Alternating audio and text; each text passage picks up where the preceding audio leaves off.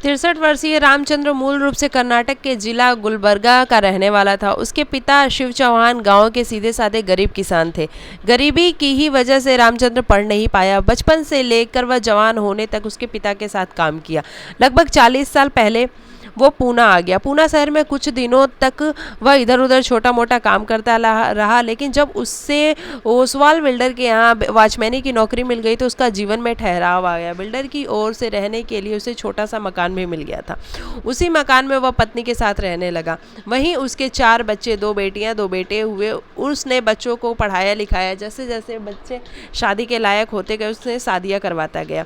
अब तक उसने अपनी दोनों बेटियों और एक बेटे की शादी कर चुकी थी। बेटी बड़ी गुलबर्गा में ब्याही गई थी और छोटी बेटी मुंबई में।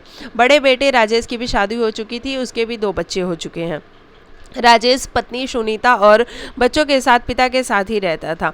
उसके छोटे बेटे उमेश की अभी शादी नहीं हुई थी। दोनों भाइयों की बढ़िया नौकरी थी। समय पंख लगाकर अपनी गति से बीतता रहा। रामचंद्र और सोनबाई उम्र के ढलान पर पहुंच चुके थे। सोनबाई वैसे तो अपने सभी बच्चों से बहुत प्यार करती थी, लेकिन छोटी बेटी और दामाद से उसे कुछ ज़्यादा ही लगाव था। न जाने क्यों वह छोटे दामाद को कुछ ज़्यादा ही मानती थी। वह जब भी उसके घर आता तो उसकी सेवा में लग जाती थी। उसका ध्यान सब बच्चों से ज़्यादा रखती थी। उसके साथ अधिक से अधिक समय बिताना चाहती थी। उसकी बातें भी खूब करती थी, जबकि रामचंद्र को यह सब जरा भी पसंद नहीं था। उसने के लिए सोनबाई को न जाने कितनी बार समझाया और मना किया, लेकिन बेटी और दामाद की ममता में वह कुछ इस तरह खोई कि मानी ही नहीं। वह बेटी और दामाद से फ़ोन पर भी लंबी लंबी बातें करती थी। कई बार समझाने और मना करने पर भी जब सोनबाई नहीं मानी तो रामचंद्र के मन में दामाद और पत्नी को लेकर के शक होने लगा। उसके मन में तरह तरह के गलत विचार आने लगे। उसे पत्नी पर से भरोसा उठने लगा। दिमाग में संदेह का जहर भरा तो उसे पत्नी से नफरत होने लगी। उसे लगता था कि उसकी पत्नी सोनबाई और दामाद के बीच गलत संबंध है, जबकि सोनबाई और उसका दामाद के बीच कुछ भी ऐसा नहीं था।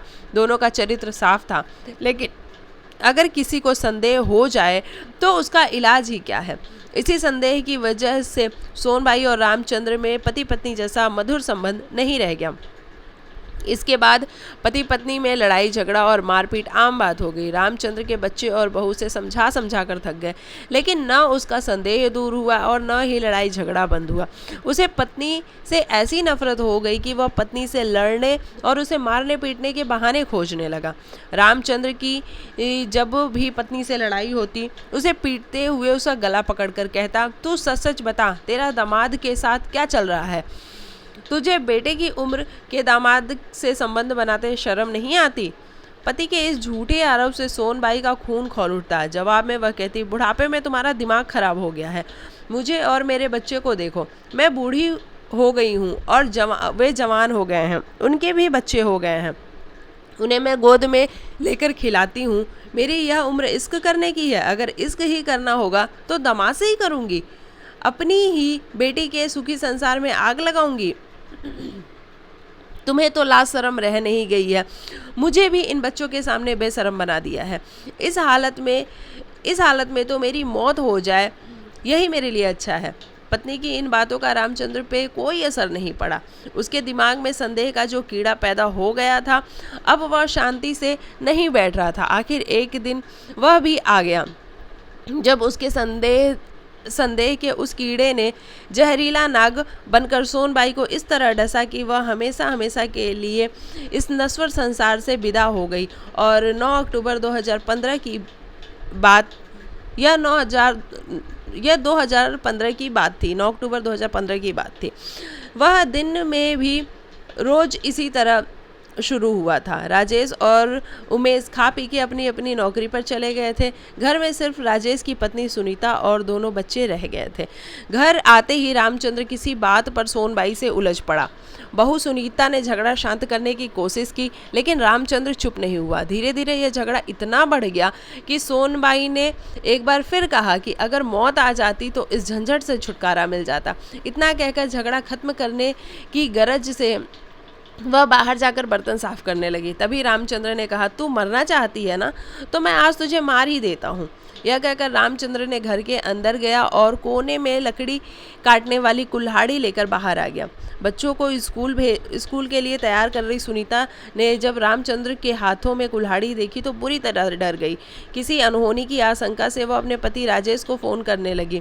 वह पति को ससुर के तेवर के बारे में बता ही रही थी कि रामचंद्र ने उसके पास आकर कहा, तू बच्चों को लेकर अंदर कमरे में जा। ससुर के गुस्से को सुनीता जानती थी, इसीलिए उसकी बातों का विरोध किए बगैर वह बच्चों को लेकर चुपचाप अपने कमरे में चली गई। उसके कमरे में जाते ही रामचंद्र ने बाहर से कुंडी लगा दी। इसके बाद वह सीधे पत्नी के पास पहुंचा। सोनबाई बर्तन साफ कर रही थी। रामचंद्र ने उसके पास आकर कहा, जब देखो तुम मरने की बात करती रहती हो ना, चलो आज तुम्हारी यह तमन्ना मैं पूरी कर देता हूँ।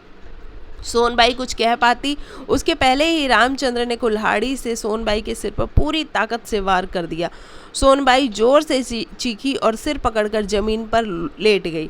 इसके बाद रामचंद्र उसे घसीटकर कमरे में ले आया और मानवता की सारी हदें पार करके बेरहमी से उसने उसके शरीर के 4 टुकड़े कर दिए। इसके बाद सोनबाई का कटा सिर और कुल्हाड़ी लेकर वह तालाब में फेंकने जा रहा था। तभी लोग उसके पीछे लग गए। आगे चौराहे पर ट्रैफिक पुलिस मिल गई तो उसे रोक लिया। तब तक सूचना पाकर थाना पुलिस भी वहां पहुंच गई और उसे पकड़ लिया गया।